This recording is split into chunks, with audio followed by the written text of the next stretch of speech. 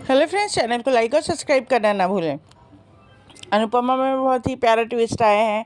हम देखेंगे पराग ने गायत्री को माफ़ कर दिया, वो दोनों बहुत खुश है, वो अपनी एनिवर्सरी सेलिब्रेट कर रहे हैं और साथ ही साथ वो अनुपमा का थैंक्स कहते हैं कि अनुपमा ने उसको रियलाइज़ करवाया कि कोई भी रिश्ते में ईगो नहीं लाना चाहिए। और वो गायत्री को बताता है कि अनुपमा ने उसको एहसास दिलाया है अपनी मोहब्बत का, कि उसकी मोहब्बत उसके ईगो से बढ़कर है।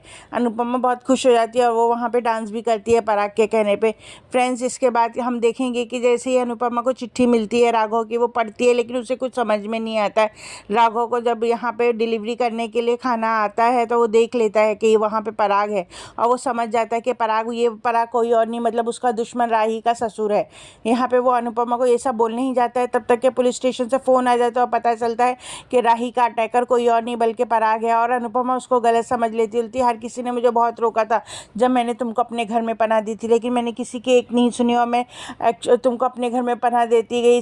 हर किसी ने मुझे रोका, हर किसी ने मुझे समझाया।